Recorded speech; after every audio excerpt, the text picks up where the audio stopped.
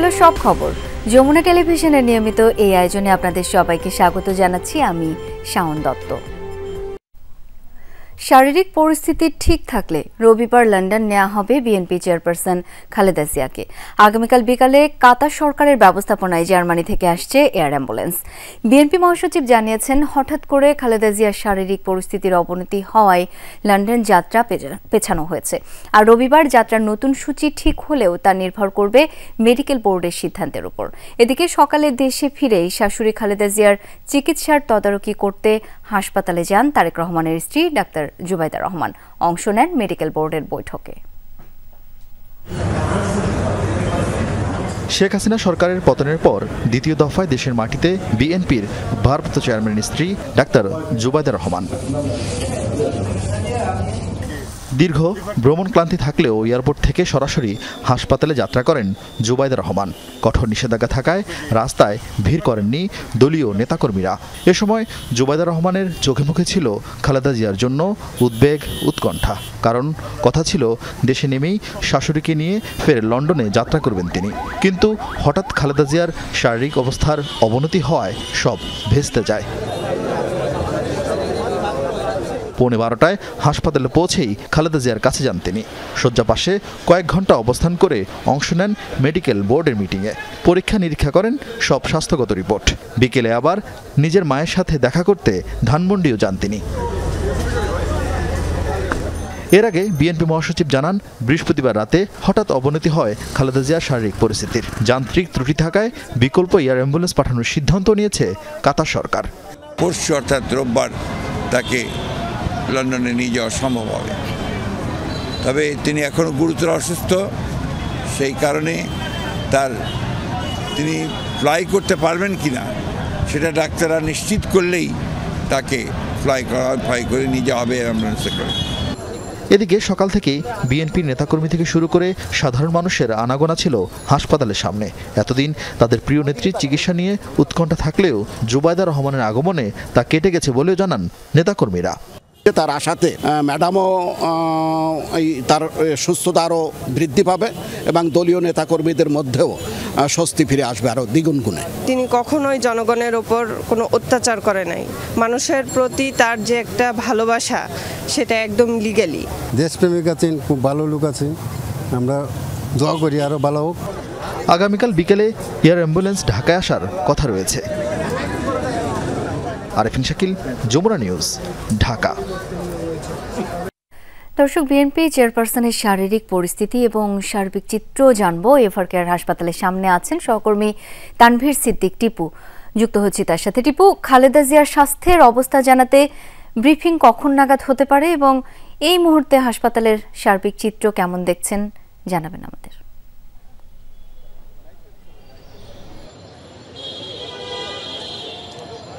শাওন, খালেদা জিয়ার স্বাস্থ্য সংক্রান্ত বা স্বাস্থ্যের উন্নতি বা অগ্রগতি সম্পর্কে যে ব্রিফিং নিয়মিত হয়ে থাকে, সেই ব্রিফিং সম্পর্কে এখন পর্যন্ত বিএনপি থেকে আনুষ্ঠানিকভাবে কিছুই জানানো হয়নি। সাধারণত বিএনপির স্থায়ী কমিটির সদস্য এবং খালেদা জিয়ার একান্ত ব্যক্তিগত চিকিৎসক যিনি এজেডএম জাহিদ হোসেন, তিনি ব্রিফিং করে থাকেন।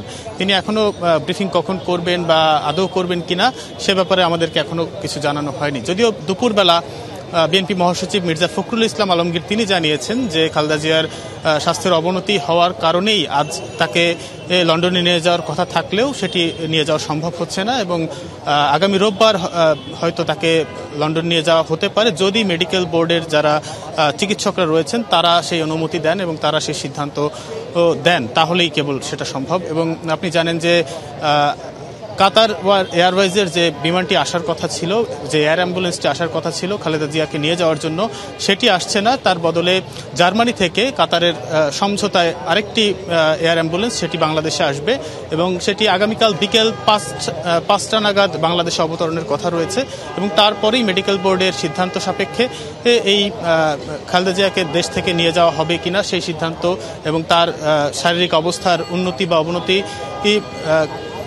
সাপেক্ষেই আসলে সেই সিদ্ধান্তটি নেওয়া হবে যে তাকে বিদেশে নেওয়া সম্ভব হচ্ছে কিনা, লন্ডনে নেওয়া সম্ভব হচ্ছে কিনা। আপনি জানেন যে আজ দুপুর নাগাদ কিন্তু বিএনপি এর যিনি ভারপ্রাপ্ত চেয়ারম্যান তারেক রহমান, তার স্ত্রী ডাক্তার জুবাইদা রহমান, তিনি বাংলাদেশে এসেছেন।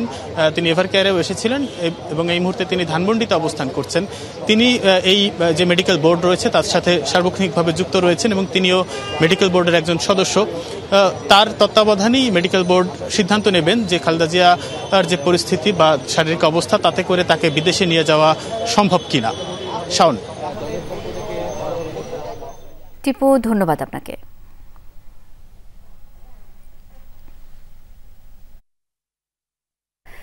বাদ জুমা সারা দেশে বেগম খালেদা জিয়ার আরোগ্য লাভের জন্য দলমত নির্বিশেষে দোয়া ও প্রার্থনা করা হয়েছে বলে জানিয়েছেন বিএনপি মহাসচিব মির্জা ফখরুল ইসলাম আলমগীর।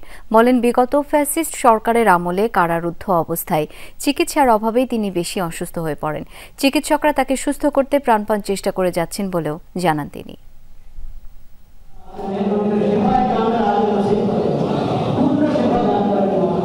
সাবেক প্রধানমন্ত্রী বেগম খালেদা জিয়ার সুস্থতা কামনায় দেশজুড়ে দোয়া ও প্রার্থনার আয়োজন করে অন্তর্বর্তী সরকার। বাদ জুমা বাইতুল মোকাররম জাতীয় মসজিদে খালেদা জিয়ার আরোগ্যের জন্য বিশেষ দোয়া অনুষ্ঠিত হয়। তার শারীরিক সুস্থতা কামনায় মোনাজাতে অংশ নেন সাধারণ মুসল্লিরা। এদিকে খালেদা জিয়ার সুস্থতা কামনায় রাজধানী সহ সারা দেশে দোয়া প্রার্থনার আয়োজন করেছে বিএনপি। রাজধানীর নয়াপল্টন জামে মসজিদে জুমার নামাজ আদায় করে দোয়ায় শরীক হন বিএনপি মহাসচিব মির্জা ফখরুল ইসলাম আলমগীর সহ দলের নেতাকর্মীরা। জুমার নামাজ শেষে খালেদা জিয়ার সুস্থতা কামনায় হয় মোনাজাত। পরে খালেদা জিয়ার শারীরিক অবস্থা নিয়ে সাংবাদিকদের সাথে কথা বলেন বিএনপি মহাসচিব। দলের চেয়ারপারসনের সুস্থতায় দেশবাসীর কাছে দোয়া চান তিনি। সারা দেশে আজকে জুমার নামাজের পরে বাংলাদেশের মানুষেরা দলমত নির্বিশেষে তারা আজকে এই মহান নেত্রীর জন্য, তার আরোগ্য লাভের জন্য, তিনি যে সুস্থ হয়ে আমাদের মাঝে ফিরে আসেন এবং দেশের যে সংকটময় মুহূর্তগুলোকে যেন তার ওই অগত্যে আমরা সবাই অতিক্রম করতে পারি, সেই দোয়া আজকে বাংলাদেশের মানুষ তার কাছে, আল্লাহ তাআলার কাছে চেয়েছেন। দোয়া মোনাজাতে অংশ নিয়ে বিএনপি নেতাকর্মীদের সবাই খালেদা জিয়ার সুস্থতা কামনা করেন। আল্লাহ পাক যেন আমাদের মাঝে এই রাষ্ট্রের খেদমত করার জন্য এই প্রাণপ্রিয় নেত্রীকে আবার আমাদের মাঝে ফিরে আনুক। এই দোয়াই করি যে উনি যেন আবার সুস্থ হয়ে এই দেশের জনগণের নির্বাচিত হয়ে প্রধানমন্ত্রী হয়ে বাংলাদেশ জাতীয় সংসদে গিয়ে আমাদের যেন এই দেশটাকে সুন্দরভাবে সাজাইতে পারে। আমাদের 18 কোটি মানুষের মাতৃসমতুল্য, আমরা ওনার দীর্ঘায়ু কামনা করি। সকালে রাজধানী ঢাকেশ্বরী মন্দিরে খালেদা জিয়ার জন্য বিশেষ প্রার্থনার আয়োজন করা হয়। উপস্থিত ছিলেন মহানগর সার্বজনীন পূজা কমিটির সদস্য ও নেতৃবৃন্দ। পূজার মাধ্যমে খালেদা জিয়ার দ্রুত আরোগ্য কামনা করা হয় সেখানে। হাসিবুল করিম বিজয়, যমুনা নিউজ, ঢাকা। বেগম খালেদা জিয়ার আশু সুস্থতা কামনায় দেশের বিভিন্ন মসজিদে জুমার নামাজের পর দোয়া অনুষ্ঠিত হয়েছে। এছাড়া বিভিন্ন মন্দির, গির্জা ও প্যাগোডায় সৃষ্টিকর্তার নিকট প্রার্থনা করেছেন স্ব ধর্মীয় সম্প্রদায়ের মানুষ। এ সময় বিএনপি চেয়ারপারসন দ্রুত সুস্থ হয়ে উঠবেন বলে প্রত্যাশা জানান নেতাকর্মীরা। বিএনপি চেয়ারপারসন বেগম খালেদা জিয়ার আরোগ্য কামনায় কুড়িগ্রাম শহরের সদরপাড়া জামে মসজিদে বাদ জুমা দোয়া মাহফিলের আয়োজন করা হয়। অংশ নেন দলের সিনিয়র যুগ্ম মহাসচিব রুহুল কবির রিজভী। খালেদা জিয়ার রোগমুক্তি কামনায় দোয়া ও মোনাজাত করা হয়। এ সময় রুহুল কবির রিজভী বলেন, মায়ের অসুস্থতা সহ সকল বিষয় বিবেচনা করে উপযুক্ত সময়ে দেশে আসবেন তারেক রহমান। এদেশের গণমানুষের নেতা তারেক রহমান আজকে তার মায়ের এই গুরুতর অসুস্থতা এবং সবকিছু বিবেচনা করে, মানুষের সবকিছু বিবেচনা করে এই সিদ্ধান্ত তো তার, তিনি ঠিক উপযুক্ত সময়ে যখন আসা মনে করবেন ঠিক সেই সময় তিনি আসবেন।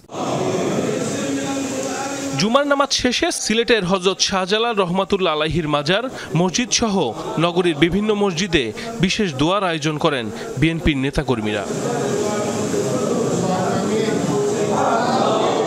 বরিশাল শহরের বিভিন্ন মসজিদে দোয়া ও মোনাজাতে অংশ নেন দলের নেতাকর্মী সহ মুসল্লিরা। খালেদা জিয়া যেন দ্রুত সুস্থ হয়ে দেশের মানুষের সেবা করতে পারেন, সেজন্য সৃষ্টিকর্তার দরবারে দোয়া করেন তারা। বেগম খালেদা জিয়ার জন্য তথা সারা বাংলাদেশের জনগণ তার সুস্থতা কামনার জন্য দোয়া করছে। নির্বাচনের প্রাককালে ওনার খুব প্রয়োজন ছিল, ওনার সুস্বাস্থ্য কামনা করি, উনি দীর্ঘায়িত হোক, রোগ মুক্তি হোক। তার জন্য দোয়া করা হয়েছে, আল্লাহ জানি তাড়াতাড়ি তাকে সুস্থতা দান করে এবং আমাদের মাঝে ফিরিয়ে দেয়, সে যেন আবার আমাদের মাঝে এসে আবার দেশ পরিচালনা করতে পারে। রাজশাহী শহরের বিভিন্ন মসজিদে দোয়ায় অংশ নিয়ে বিএনপি চেয়ারপারসন দ্রুত সুস্থ হয়ে উঠবেন বলে প্রত্যাশা জানান নেতাকর্মীরা। রংপুর, খুলনা, চট্টগ্রাম ও ময়মনসিংহেও দোয়া মাহফিল অনুষ্ঠান হয়েছে। এছাড়া ঠাকুরগাঁও, সুনামগঞ্জ, জামালপুর, রাজবাড়ী সহ দেশজুড়েই মসজিদে মসজিদে দোয়া করা হয় খালেদা জিয়ার সুস্থতা কামনায়।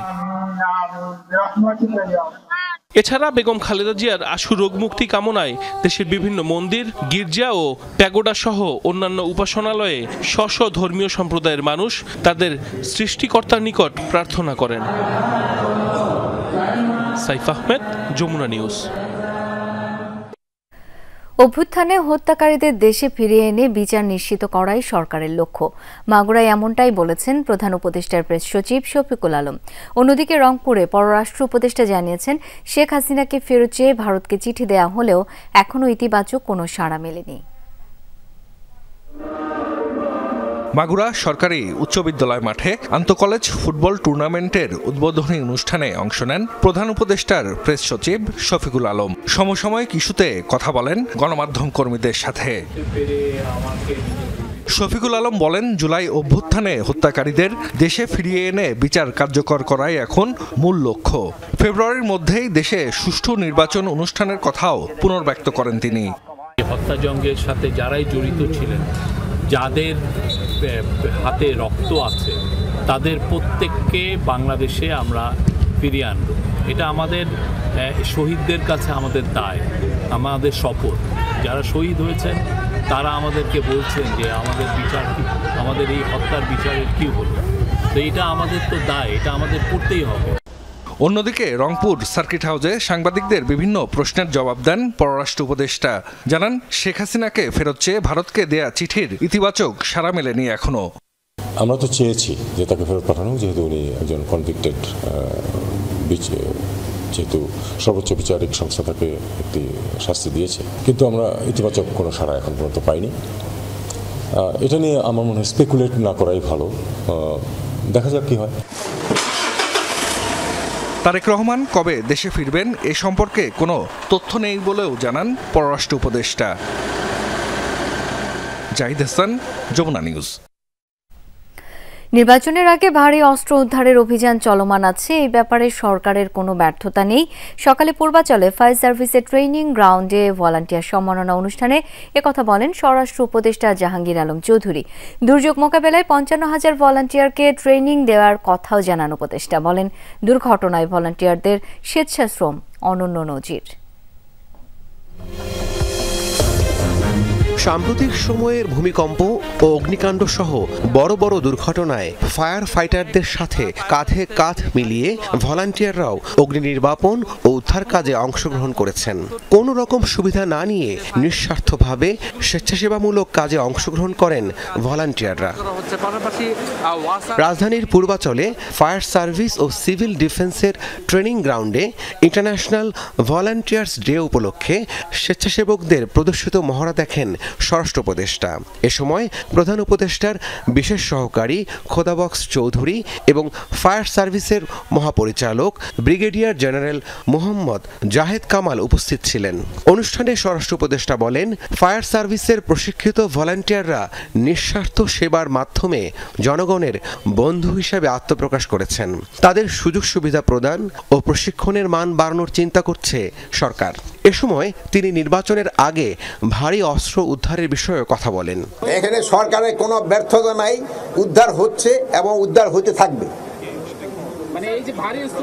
ভারী অস্ত্র এরকম কোনো বাহিরে নাই। পুলিশ কমিশন অধ্যাদেশ রাজনীতি মুক্ত হবে কিনা সাংবাদিকদের এমন প্রশ্নে উপদেষ্টা বলেন, আইন করা হয় জনগণকে সেবা দেওয়ার জন্য।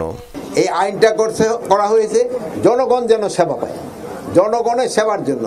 কোন বাহিনী কি তাদের জন্য না, এটা বাহিনী যে তাদের যদি কোনো সমস্যা থাকে এটাও তারা রিকমান্ড করতে পারবে। রাব্বি সিদ্দিকী, যমুনা নিউজ, ঢাকা। মুন্সিগঞ্জ ৩ আসনে বিএনপির মনোনীত প্রার্থীর মনোনয়ন বাতিলের দাবিতে বিক্ষোভ করেছে দলের একাংশের নেতাকর্মীরা। বিকেলে শহরের উপকণ্ঠ মুক্তারপুর সেতুতে অবস্থান নেয় মনোনয়ন প্রত্যাশী জেলা বিএনপির সদস্য সচিব মহিউদ্দিন আহমেদের সমর্থকরা। এ সময় টায়ার জ্বালিয়ে সমাবেশ করেন তারা। এতে বন্ধ হয়ে যায় জেলা শহর থেকে নারায়ণগঞ্জ ও ঢাকার সাথে যান চলাচল। দুর্ভোগে পড়েন এই পথে চলাচলকারীরা। বিক্ষুব্ধরা বলেন, তৃণমূলের মতামতকে উপেক্ষা করেই আসনটিতে প্রার্থী ঘোষণা করা হয়েছে। এ সময় মহিউদ্দিন আহমেদকে মনোনয়ন দেওয়ার দাবি জানান তারা। পরে দাবি আদায় না হলে কঠোর আন্দোলনের হুঁশিয়ারি দিয়ে বিক্ষোভ তুলে নেন তারা। চট্টগ্রামে ইসলামী সমমনা ৮ দলের বিভাগীয় সমাবেশ হয়েছে। বিকেলে নগরের লালদিঘি মাঠে এই সমাবেশ অনুষ্ঠিত হয়।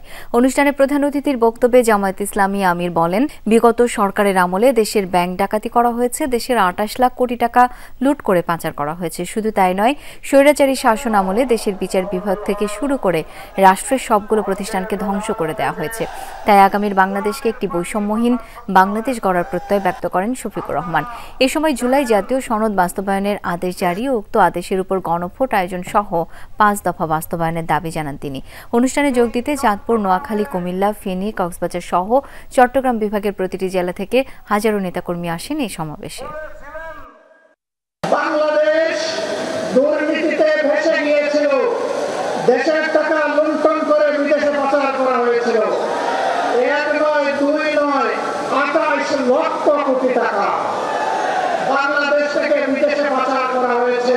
খুন, খারাপি, ধর্ষণ, অবিচার, চাঁদাবাজি, জুলুম, অত্যাচার, মানুষ শান্তিতে নেই, মানুষ মুক্তি পায় নাই, চাঁদামুক্ত দেশ গঠন করতে পারে নাই, আমার মা বোনদের ইজ্জত রক্ষা করতে পারে নাই। দুর্নীতিবাজদের আকাশ চুম্বি আয়, সাধারণ মানুষের নাভিশ্বাস ওঠা, দারিদ্র সীমার নিচে বসবাস করা, সেই জনতার আয়ের সঙ্গে গড় হিসাব করে পার ক্যাপিটা ইনকাম দিয়ে, মাথা পিছু আয় দিয়ে বাংলার মানুষকে বারবার ধোঁকা দেওয়া হয়েছে, প্রতারণা করা হয়েছে।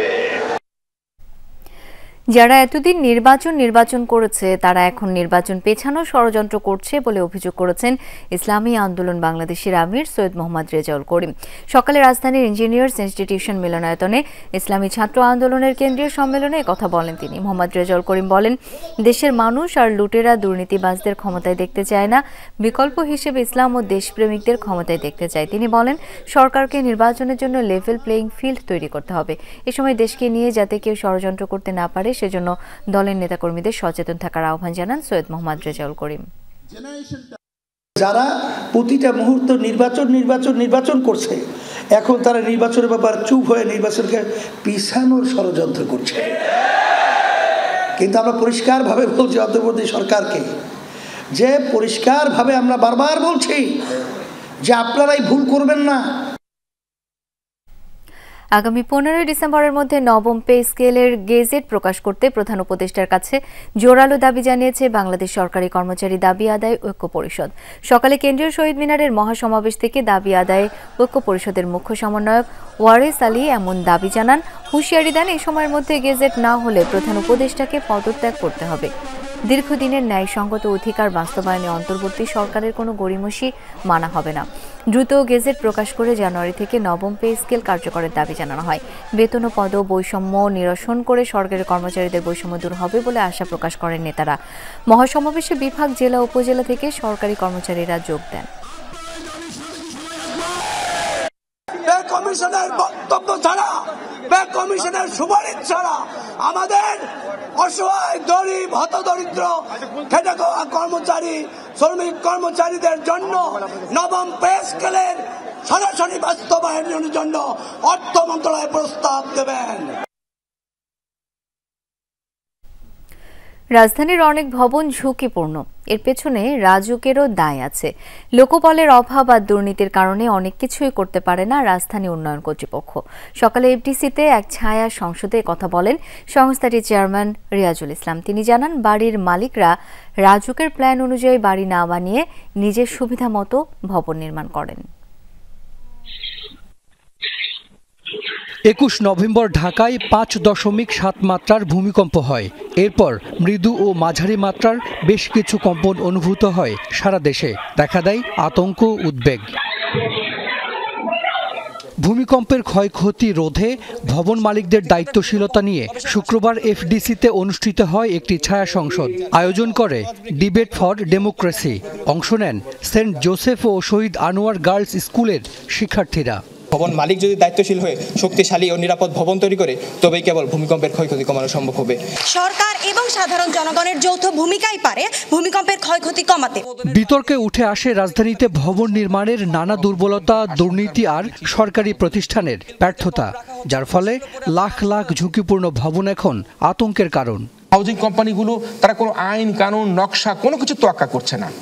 ইভেন রাজুক যখন বলে দিল যে তারা তদারকি করছে, তারা ড্রোন দিয়ে সার্ভে করবে বলছে, তখন কত তাড়াতাড়ি বিল্ডিং শেষ করে ফেলা যায়, কারণ বিল্ডিং শেষ করে ফেললে তো আর সেই বিল্ডিং ভাঙা যাবে না। অনুষ্ঠানে রাজুকের চেয়ারম্যান জানান, ভবন নির্মাণে সঠিক প্ল্যানেরই অনুমোদন দেয়া হয়, কিন্তু ইচ্ছে মতো ভবন নির্মাণ করেন মালিকেরা।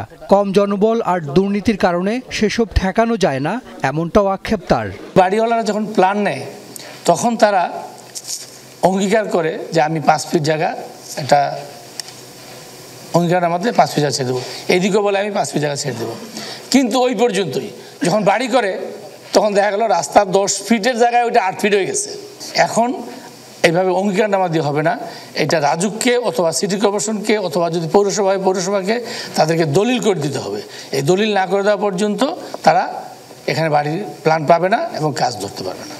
সম্প্রতি ঘন ঘন ভূমিকম্প অনুভূত হচ্ছে ঢাকায়। রাজুকের চেয়ারম্যান মনে করেন, বড় পরিকল্পনা হাতে নিলে এখনও রাজধানীকে রক্ষা করা সম্ভব। এখনও কিন্তু সময় শেষ হয়ে যায়নি। হাসান মিসবাহ, যমুনা নিউজ, ঢাকা। দেশের বিভিন্ন স্থানে মাধ্যমিকের শিক্ষকদের আন্দোলনের কারণে স্থগিত হওয়া বার্ষিক পরীক্ষার একটি আজ শুক্রবার সাপ্তাহিক ছুটির দিনে নেওয়া হয়েছে। একাডেমিক ক্ষতি পুষিয়ে নিতেই কর্তৃপক্ষের এই আয়োজন। শিক্ষা কর্মকর্তারা জানিয়েছেন, পরীক্ষার্থীদের সুবিধা ও সময়সূচি স্বাভাবিক রাখতেই ছুটির দিনে পরীক্ষার সিদ্ধান্ত নেওয়া হয়েছে। সিলেট, রাজশাহী, পাবনা সহ বিভিন্ন জেলায় কাল নেওয়া হবে স্থগিত হওয়া বার্ষিক পরীক্ষার একটি। শুক্রবার সাপ্তাহিক ছুটির দিন, তবুও সকাল সকাল ইউনিফর্ম পরে বিদ্যালয়ে হাজির শিক্ষার্থীরা। মাধ্যমিকের শিক্ষকদের আন্দোলনের কারণে স্থগিত হওয়া বার্ষিক পরীক্ষার একটি আজ দেশের বিভিন্ন স্থানে নেওয়া হচ্ছে। চট্টগ্রাম, খুলনা, হবিগঞ্জে সকাল 9টা থেকে শুরু হয় পরীক্ষা। তবে শিক্ষার্থীদের ক্ষোভ, হুটহাট রুটিন পরিবর্তনের কারণে ছিল না প্রস্তুতি। রুটিনের অনেকটা পরিবর্তন পেয়েছে। আমরা প্রস্তুতি নিয়েছিলাম রবি সোমবারে, কিন্তু সেই প্রস্তুতিটা ব্যাঘাত ঘটেছে। প্রথম দিকে একটু সমস্যা হয়েছিল যখন বলেছিল যে শুক্র শনিবার পরীক্ষা হবে, শনিবার আর রবিবারের পরীক্ষাটা আসলে আমাদের গ্রুপ সাবজেক্ট ছিল, তার জন্য একটু আমাদের সমস্যা হয়েছিল। পরীক্ষার প্রিপারেশনে একটু সমস্যা হয়েছে, কারণ আমাদের রবিবারে হায়ার ম্যাথ পরীক্ষা দেওয়া হয়েছে। সে কারণে এখন ওই যে আগে যে বন্ধগুলো দেওয়া হয়েছে না, সেই জন্য শনিবার এখন যে পরীক্ষা দেওয়া হয়েছে, সেই জন্য আমরা ঠিকমতো হায়ার ম্যাথের প্রিপারেশনটা নিতে পারছি না। ক্ষুব্ধ অভিভাবকরাও বলেন, বার্ষিক পরীক্ষার মধ্যে শিক্ষকদের এমন আন্দোলন অযৌক্তিক। ছাত্রছাত্রীদের জিম্মি করে আন্দোলনের জড়িতদের শাস্তিও দাবি করেন তারা। আন্দোলন করার সময়টা এটা না, মানে এরা পরীক্ষা শেষ করে আন্দোলনটা করতো, তাইলে মানে অভিভাবকরা সাপোর্ট দিত। মানে সমস্যায় ভুগছি, কখন পরীক্ষা হবে কখন না হবে, আমরা খুব দুশ্চিন্তায় ছিলাম বিষয়টা নিয়ে। শিক্ষকগুলো সমাজের সবচেয়ে সম্মানিত ব্যক্তি, এরা এই যে অসম্মানিত কাজটা করছে, এদের কঠোর শাস্তি হওয়া উচিত। এটা গণতান্ত্রিক রাষ্ট্র, ওনারা আন্দোলন করতেই পারে, কিন্তু তাই বলে কোমলপন্থী ছাত্রদেরকে জিম্মি করে আন্দোলন করা, এটা মানে প্রহসনের নামান্তর। এটা ওনাদের বিরুদ্ধে বিভাগীয় শাস্তি নেওয়া দরকার। এই অভিযোগ সাফ অস্বীকার করেন শিক্ষকরা। দাবি, যৌক্তিক কারণেই তাদের আন্দোলন। বলেন, ছাত্রছাত্রীদের একাডেমিক ক্ষতি পুষিয়ে নিতেই ছুটির দিনগুলোয় পরীক্ষা নেওয়া হচ্ছে। আমরা অনিচ্ছাকৃতভাবেই এটাতে কর্মবিরতিতে গিয়েছিলাম। আমরা চাইনি যে তাদের অসুবিধা হোক, আন্তরিকভাবে এটা চাচ্ছিলাম না। তো আমরা চাচ্ছিলাম যে খুব দ্রুতই আমরা পরীক্ষাতে ফিরে আসি। শিক্ষার্থীকে কোনো অবস্থায় কখনো জিম্মি করিনি। শিক্ষার্থীদের আমাদের অন্তঃপ্রাণ। শিক্ষার্থী, শিক্ষক এবং অভিভাবক, এই তিনটা সমন্বয়ে চমৎকার শিক্ষা ব্যবস্থা গড়ে ওঠে। শিক্ষার্থীদের জন্য ক্ষতি না হয় সেজন্যই শুক্রবার দিন পরীক্ষাগুলো রাখা হয়েছে। আগামীকাল পাবনা, সিলেট, রাজশাহী সহ বিভিন্ন জেলায় নেওয়া হবে স্থগিত হওয়া বার্ষিক পরীক্ষার একটি। রাহিম সারোয়ার, যমুনা নিউজ। ফরিদপুরের ভাঙ্গায় বাসের ধাক্কায় একই পরিবারের 3 জন সহ প্রাণ হারিয়েছেন 4 জন, আরও 4 জন আহত। সকালে উপজেলার কৈডুবি রেল ক্রসিং এলাকায় দুর্ঘটনা ঘটে। হাইওয়ে পুলিশ জানায়, ভাঙ্গা থেকে যাত্রী নিয়ে পূর্ব সদরদি যাচ্ছিল অটোরিকশাটি। কৈটুপি পৌঁছলে কুয়াকাটা থেকে ঝিনাইদহগামী একটি যাত্রীবাহী বাস ধাক্কা দেয়। ঘটনাস্থলে প্রাণ হারান রিমু বেগম, তার শিশুপুত্র রায়হান, মা নুরুন্নাহার বেগম। এছাড়া প্রাণ হারান অটোরিকশার অপর যাত্রী। আহত চালক সহ 3 যাত্রীকে উদ্ধার করে হাসপাতালে ভর্তি করে স্থানীয়রা। খবর পেয়ে ঘটনাস্থলে গিয়ে দুর্ঘটনা কবলিত অটোরিকশা ও বাস জব্দ করে পুলিশ। অটোরে মারি দেশে বড় গাড়িতে রং সাইড দেশে পরিবহনে মারি দেশে অটোরে অটো শেষলাই নিয়ে এদিকে আইছে আয়া মাইরা 4জন মানুষ মারা গেছে। আমরা এসে তাৎক্ষণিকভাবে আপনার উদ্ধার করি এবং যারা অসুস্থ তাদেরকে হাসপাতালে প্রেরণ করে চিকিৎসার ব্যবস্থা করি এবং দুর্ঘটনা কবলিত গাড়িটিকে এখান থেকে অপসারণের ব্যবস্থা করি।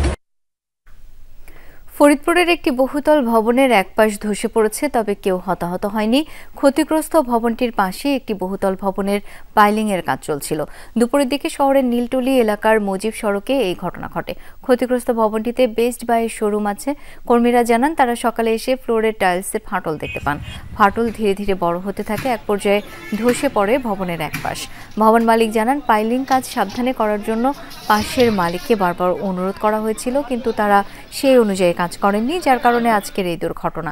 এই ঘটনার বিচার দাবি করেন তিনি। অভিযুক্ত সঞ্জয় সাহার সাথে যোগাযোগের চেষ্টা করেও তার বক্তব্য পাওয়া যায়নি। খবর পেয়ে ঘটনাস্থলে যায় পুলিশ ও ফায়ার সার্ভিস। লিখিত অভিযোগ পেলে তদন্ত করে ব্যবস্থা নেওয়া হবে বলে জানিয়েছে পুলিশ। সকাল থেকে ফাটল বুঝতে পারতেছি, ফাটল বোঝার পরে আমরা কাউন্টারটা শুধু চাপাইতে পারি, তারপরে আসলে এক সাইডে ভেঙে যায়। রাতের অন্ধকারে এই কাজটা কয়েকটা সন্ত্রাসী, এই সন্ত্রাসীগুলো রাতের অন্ধকারে আমার বিল্ডিংটা এসে ভাঙলো আর আমারই করলো। হবিগঞ্জের বানিয়াচংয়ে একটি বেইলি ব্রিজের কয়েকটি পাটাতন ভেঙে আটকা পড়েছে পাথরবাহী ট্রাক। এতে জেলা সদরের সাথে বানিয়াচং ও আজমিরিগঞ্জের সড়ক যোগাযোগ বন্ধ। সকালে উপজেলার রত্না এলাকায় হয় এই ঘটনা। স্থানীয়রা জানান, পাথরবাহী ট্রাকটি ব্রিজ পেরোনোর সময় পাটাতন ভেঙে পড়ে। এতে সড়কের উভয় পাশে আটকা পড়ে শত শত যানবাহন। এলাকাবাসীর অভিযোগ, দীর্ঘদিন ধরে বেইলি ব্রিজটি ঝুঁকিপূর্ণ থাকলেও মেরামত করা হয়নি। ভারী যানবাহনের অনিয়ন্ত্রিত চলাচলের কারণে এই দুর্ঘটনা। ভোগান্তিতে পড়েছে যাত্রীরা। সড়ক বিভাগের কর্মকর্তারা জানিয়েছেন, ক্ষতিগ্রস্ত বেইলি ব্রিজটি মেরামত করে আজই যান চলাচলের জন্য খুলে দেওয়ার কাজ চলছে।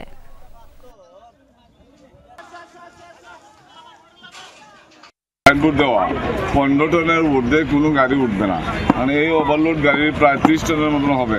মানে এই গাড়ি উঠতে সেরা এলাকার যে লোক দুর্ভোগ শুরু যাওয়া ভারী গাড়ি এই সেতু দিয়ে নেওয়া নিষেধ করা হয়েছে। তারপরে কেন এই ভারী এই ট্রাক নিয়ে কেন এই ড্রাইভাররা চলাফেরা করবে, আমি এটা প্রশাসনের দৃষ্টি আকর্ষণ করছি। ঝিনাইদহের কালীগঞ্জে চিনিকলের মাঠ থেকে এক যুবকের রক্তাক্ত মরদেহ উদ্ধার করেছে পুলিশ। সকালে মোবারকগঞ্জ চিনিকলের মাঠ থেকে উদ্ধার করা হয় মরদেহটি। নিহতের নাম ওমর শেখ। পুলিশ জানায়, সকালে মাঠে ওমরের মরদেহ দেখতে পায় স্থানীয়রা। পুলিশকে খবর দিলে ঘটনাস্থল থেকে মরদেহটি উদ্ধার করা হয়। মরদেহে ধারালো অস্ত্রের আঘাত ও গলায় রশি বাঁধার চিহ্ন ছিল। গতকাল বিকালে নিজ বাড়ি থেকে নসিমন নিয়ে বের হন ওমর।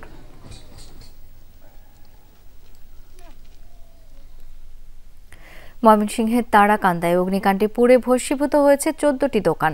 ভোরে সদর বাজারে এই ঘটনা ঘটে। স্থানীয়রা জানায়, বাজারের একটি দোকান থেকে হঠাৎই আগুনের সূত্রপাত। এরপর পার্শ্ববর্তী দোকানেও আগুন ছড়িয়ে পড়ে। খবর পেয়ে ফায়ার সার্ভিসের 4টি ইউনিট ঘটনাস্থলে গিয়ে 1 ঘন্টার চেষ্টায় আগুন নিয়ন্ত্রণে আনে। তবে এর আগেই পুড়ে ভস্মীভূত হয়ে যায় 14টি দোকানঘর। প্রাথমিকভাবে ফায়ার সার্ভিসের ধারণা, বৈদ্যুতিক শর্ট সার্কিট থেকে অগ্নিকাণ্ডের সূত্রপাত হয়েছে।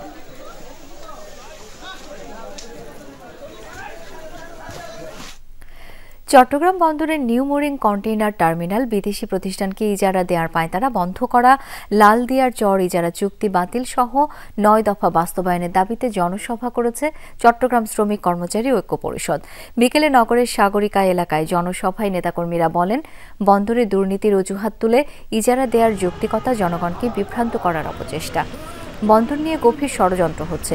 দেশীয় সম্পদ বিদেশির কাছে কখনোই নিরাপদ নয়। তারা অভিযোগ করেন, দেশের লাইফলাইন হিসেবে খ্যাত চট্টগ্রাম বন্দরকে বিদেশিদের হাতে তুলে দেওয়ার পাঁয়তারা করছে সরকারের একটি পক্ষ। এই সিদ্ধান্ত অবিলম্বে প্রত্যাহারের দাবি জানান শ্রমিকরা। পরে সাগরিকা এলাকা থেকে নয়াবাজার পর্যন্ত মশাল মিছিল করে আন্দোলনকারীরা। আগামী 10 ডিসেম্বর দেওয়ানহাট মোড় থেকে বন্দর অভিমুখে লাল পতাকা গণমিছিল কর্মসূচি ঘোষণা করা হয়। ষড়যন্ত্রকারী ডুববে এখানে। আমাদের বঙ্গোপসাগর চলে যাবে অন্যদের দখলে। আমরা সেটা চাই না বলে আমরা আন্দোলন করছি। জাহাঙ্গীরনগর বিশ্ববিদ্যালয় ক্যাম্পাসে বসেছিল প্রজাপতির মেলা। বর্ণিল এই আয়োজন মুগ্ধতা ছড়ায় দর্শনার্থীদের মাঝে। আয়োজকরা জানান, প্রজাপতি সংরক্ষণ ও গণসচেতনতা বৃদ্ধির লক্ষ্যেই প্রতি বছরই করা হয় এই আয়োজন। শীতের সকালে সবুজ ক্যাম্পাসে উৎসবের রং ছড়ায় হরেক রকম প্রজাপতি। বাহারি রঙের সমাহার মোহিত করে দর্শনার্থীদের। উড়লে আকাশে প্রজাপতি, প্রকৃতি পায় নতুন গতি, এই স্লোগানে জাহাঙ্গীরনগর বিশ্ববিদ্যালয়ে আয়োজন করা হয় 15তম প্রজাপতি মেলা। সকালে বেলুন উড়িয়ে মেলার উদ্বোধন করেন বিশ্ববিদ্যালয়ের উপাচার্য। প্রজাপতি আমাদের শিখিয়ে দিয়েছে যে প্রথমত যদি কোনো জিনিসের মূল্য থাকে, প্রজাপতি যদি তার মধ্যে পড়ে, তার প্রতি আমাদের মোরাল ডিউটি আছে তাদের প্রোটেক্ট করার। প্রজাপতি আমাদের শিখাচ্ছে যে আমরা যদি কোনো উন্নয়নে যাই, আমরা কীটনাশকের বিপরীতে এখন টেকসই উন্নয়নের কথা বলছি।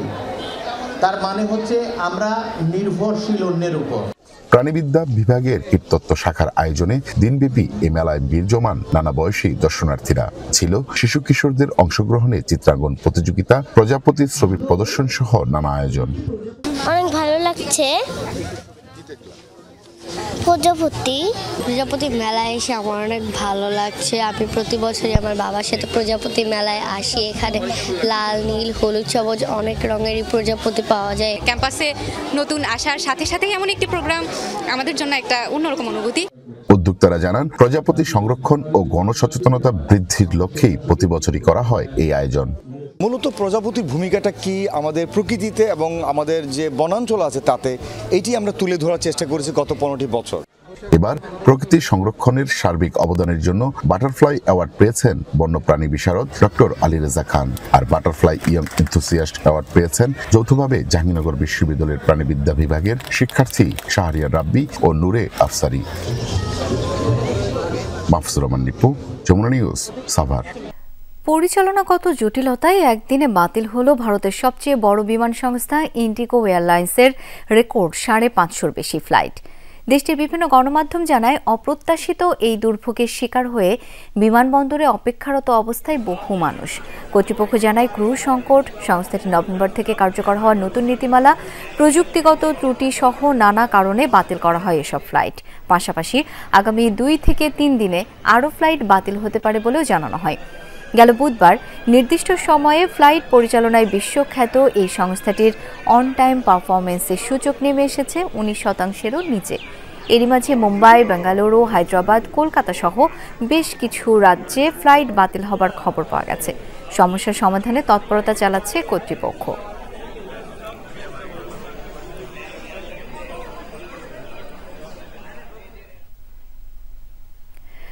গাজায় নিহত হয়েছে ইসরায়েল সমর্থিত গোষ্ঠীর নেতা ইয়াসের আবু শাবাব। এই তথ্য নিশ্চিত করেছে একাধিক ইসরায়েলি সংবাদ মাধ্যম। তার বিরুদ্ধে উপত্যকায় প্রবেশ করা ত্রাণ ও মানবিক সহায়তা লুটপাটের অভিযোগ রয়েছে। পাশাপাশি ইসরায়েলের হয়ে হামাসের বিরুদ্ধে কাজ করার অভিযোগও জোরালো। ইসরায়েলি গণমাধ্যম চ্যানেল 12 জানায়, স্থানীয় গাজাবাসীদের সাথে সংঘর্ষের সময় সে গুরুতর আহত হয়। হাসপাতালে নেয়ার পর তাকে মৃত ঘোষণা করেন চিকিৎসকরা। তার মৃত্যু নিয়ে এখনো কোনো মন্তব্য করেনি ইসরায়েলি প্রশাসন।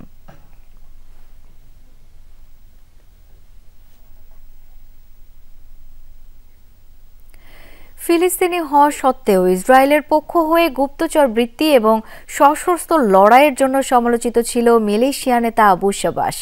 হামাসকে দমাতে ইসরায়েলের হয়ে সরাসরি লড়াই করেছে শাবাবের পপুলার ফ্রন্ট। সশস্ত্র গোষ্ঠীটির মাধ্যমে ফিলিস্তিনি স্বাধীনতাকামী সংগঠনটির বিভিন্ন তথ্য পাচার করা হতো ইসরায়েলের কাছে। ফলে ফিলিস্তিনিদের কাছে ইসরায়েলের তাবেদার হিসেবে পরিচিত ছিল আততায়ীর হামলায় নিহত হওয়া আবু শাবাব। আবু শাবাবের মৃত্যুর খবর শোনার সাথে সাথে উল্লাসে মাতেন ফিলিস্তিনের সাধারণ মানুষ। বিতরণ করা হয় মিষ্টি। এই মিলিশিয়া নেতার মৃত্যুর মাধ্যমে ইসরায়েলের এক তাবেদারের পতন হয়েছে বলে জানান ফিলিস্তিনিরা। ইসরায়েলপন্থী সশস্ত্র গোষ্ঠী পপুলার ফ্রন্টের প্রধান নেতা ছিলেন ইয়াসের আবু শাবাব। ইসরায়েলের পক্ষ হয়ে হামাসের বিরুদ্ধে কাজ করতে গোষ্ঠীটি। ফলে সাধারণ ফিলিস্তিনিদের কাছে তার পরিচয় ছিল ষড়যন্ত্রকারী এবং ইসরায়েলের তাবেদার হিসাবে। মূলত দক্ষিণ গাজার বেদুইন তারাবিন জাতিগোষ্ঠীর নেতা ছিল শাবাব। 30 বছর বয়সে এই নেতার উত্থান হয় গেল বছর একটি মিলিশিয়া বাহিনী গঠনের মাধ্যমে। এর আগে পর্যন্ত তেমন পরিচিতি ছিল না শাবাবের। চলতি বছরের মাঝামাঝি সময়ে আলোচনায় আসে শাবাবের পপুলার ফোর্সের নাম। শতাধিক সশস্ত্র সদস্য রয়েছে গোষ্ঠীটির। আন্তর্জাতিক বিভিন্ন গণমাধ্যম বলছে মূলত ইসরায়েলের অর্থায়ন এবং সামরিক সহায়তায় গড়ে উঠেছে এই গোষ্ঠীটি, যার প্রধান কাজই ছিল হামাসের বিরুদ্ধে লড়াই করা। সময়ের সাথে সাথে হামাস বিরোধী বিভিন্ন প্রোপাগান্ডা ছড়ানো শুরু করে শাবাবের পপুলার ফোর্স। ইসরায়েলি বাহিনীর কাছে হামাস সদস্যদের অবস্থান সহ বিভিন্ন গোপন তথ্য সরবরাহ করতে সদস্যরা। এর পাশাপাশি ত্রাণ লুটের কাজও করত শাবাবের বাহিনী। Mir Mushfika Hasan, Jamuna news. English Premier লিগে এগিয়ে থেকেও জয় হাতছাড়া হয়েছে ম্যানচেস্টার ইউনাইটেডের।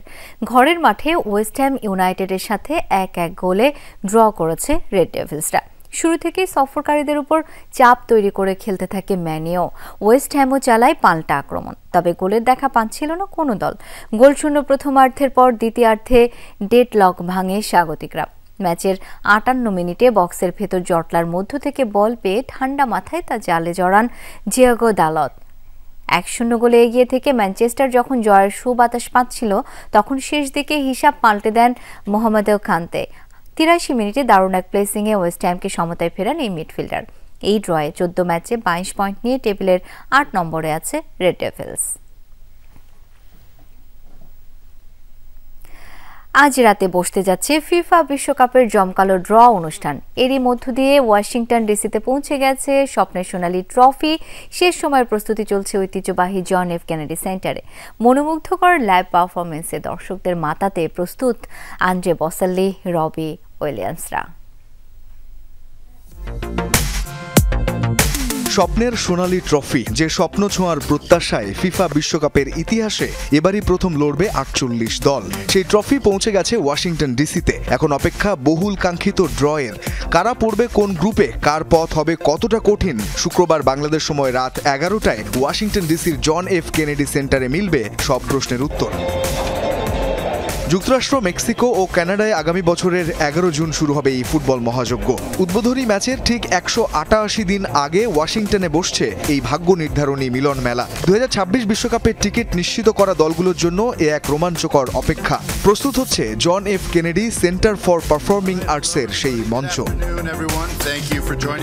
দল বেশি হয় এবারের বিশ্বকাপের ফরম্যাট ভিন্ন, গ্রুপের সংখ্যাও তাই বেশি। প্রতিটি পটে থাকছে 12টি করে দল। 3 স্বাগতিক দেশ ও ফিফা র্যাঙ্কিংয়ের সেরা 9 দলকে প্রথম পটে রাখা হয়েছে। এই পটের কেউ একই গ্রুপে পড়বে না, অর্থাৎ Brazil, Argentina, Spain, France, Portugal বা জার্মানির মতো দলগুলো নিশ্চিতভাবেই পড়বে ভিন্ন গ্রুপে। আমেরিকান ক্রীড়া icon Tom Brady, Shakil O'Neill, Aaron জাজ এবং ওয়েন গ্রেটস্কি থাকবেন ড্রয়ের দায়িত্বে।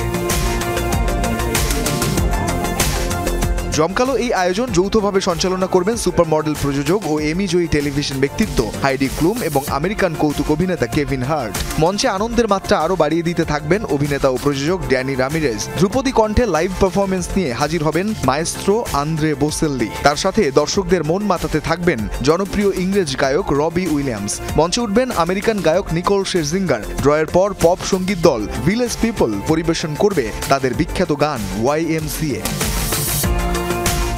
অনুষ্ঠানে থাকবেন যুক্তরাষ্ট্রের প্রেসিডেন্ট ডোনাল্ড ট্রাম্পও। ড্র অনুষ্ঠানটি সরাসরি দেখা যাবে ফিফার অফিসিয়াল ওয়েবসাইট এবং ফিফার ইউটিউব চ্যানেলে। ড্রয়ের পরদিন শনিবার প্রকাশ করা হবে সব ম্যাচের সূচি। রঞ্জন শান্ত, যমুনা স্পোর্টস। একাধিক দুর্বল ফ্র্যাঞ্চাইজির কারণে জৌলুস হারাচ্ছে বিপিএল। মানহীন বিদেশি ক্রিকেটারের ভিড়ে একপেশে ম্যারমেরে ম্যাচ দেখতে হয় দর্শকদের, বলছেন রংপুর রাইডার্সের সহকারী কোচ মোহাম্মদ আশরাফুল। তবে লম্বা মেয়াদে দল দেয়া আর পরীক্ষিত আর্থিকভাবে শক্তিশালী কিছু ফ্র্যাঞ্চাইজি যুক্ত হলে স্বমহিমায় ফিরতে পারে বিপিএল। 2012 সালে যখন শুরু হয় বিপিএলের পথ চলা, তখন কতটাই না আকর্ষণীয় ছিল এই আসরটি। আফ্রিদি, ক্রিস গেইল, ইমরান নাজির, সানা জয়সুরিয়া, চন্দ্রপলের মতো তারকারা ছিলেন মাঠে। এরপর ব্রাভো, পোলার্ড, নারিন, রাসেল থেকে শুরু করে Steve Smith, David Warner, du Plessis, de Villiers, Babar Azam, Rashid খানের মতো ক্রিকেটাররাও খেলে গেছেন বিপিএল। তাই তো গর্ব করে অনেকেই বলতো আইপিএলের পরেই নাকি বিপিএলের স্থান। কিন্তু এখন সবই ঝলমলে অতীত। সুপারস্টার ক্রিকেটার দু একজন অল্প সময়ের জন্য খেলতে আসেন বিপিএলে, তাও আবার দু একটা ফ্র্যাঞ্চাইজির হয়েই। অধিকাংশ ফ্র্যাঞ্চাইজি নিয়ে আসে নিম্নমানের অজানা এমনকি অবসরে যাওয়া বিদেশিদের। বিপিএলের জনপ্রিয়তা হারানোর জন্য তাই দুর্বল ফ্র্যাঞ্চাইজিকে দায়ী করছেন বিপিএলের স্বর্ণযুগের সারথি মোহাম্মদ আশরাফুল। লাস্ট ৩-৪ বছর এই জিনিসটা হচ্ছে যে ২-৩টা টিম খুব ভালো ফরেন প্লেয়ার নিয়ে আসে, আর কয়েকটা টিম দেখা যাচ্ছে যে একদম খেলার বাইরে ৩-৪ বছর ধরে একদম কোয়ালিটি নাই, ওদের নিয়ে আসে। ওই সময় আসলে টুর্নামেন্টটা কিন্তু জৌলুসটা হারিয়ে ফেলেন। তবে আশরাফুলের দল রংপুর রাইডার্স শক্তিশালী স্কোয়াড গঠন করেছে এবারের আসরেও। নিলামে সবচেয়ে বেশি অর্থ ব্যয় করে লিটন দাস, তাওহিদ হৃদয়, নাহিদ রানা, রকিবুল হাসান, আলিস আল ইসলাম, মাহমুদুল্লাহ রিয়াদের মতো ক্রিকেটারদের দলে ফিরিয়েছে ফ্রান্সাইজি। সেই সাথে ডিরেক্ট সাইনিং নুরুল হাসান সোহান, মোস্তাফিজুর রহমান তো আছেই। বিদেশিদের তালিকাটাও সবচেয়ে তারকাবহুল। Dawid Malan, Kyle Mayers, Iftikhar Rahman থেকে শুরু করে এক ঝাঁক তারকা পাকিস্তানি আছে দলে। হেড কোচ হিসেবে থাকছেন Mickey Arthur. Kyle Mayers, David Malan, Iftikhar, Khushdil Shah, Aqib Javed, তারপর নাফে, ফাহিম আশরাফ, তো আমরা যাদেরই নিয়েছি, মুকিম, চায়নাম্যান, তো আমার কাছে মনে হয় যে আমরা খুব ভালো ভালো ফরেন প্লেয়ারও কালেকশন করেছি। তবে সামনের দিনগুলোতে বিপিএল আবারও জৌলুস ফিরে পেতে পারে এমন বিশ্বাস রাখতে চান আশরাফুল। লম্বা মেয়াদে মালিকানা প্রদানের পাশাপাশি আরও কিছু পরীক্ষিত বড় বাজেটের ফ্র্যাঞ্চাইজি বিপিএলে অন্তর্ভুক্ত হলে প্রাণের সঞ্চার হতে পারে বাংলাদেশের সবচেয়ে জৌলুসপূর্ণ ঘরোয়া এই আসরটির। ফিউচারে আরও ভালো হবে, যখন একটা টিম 5 বছরের জন্য মালিকানা পেয়ে যাবে তখন তারা একটা প্ল্যান করতে পারবে। হাসিনুর রহমান, যমুনা স্পোর্টস, ঢাকা। আর এই ছিল আজকের সব খবরের আয়োজনে। ধন্যবাদ এতক্ষণ যারা সাথে ছিল।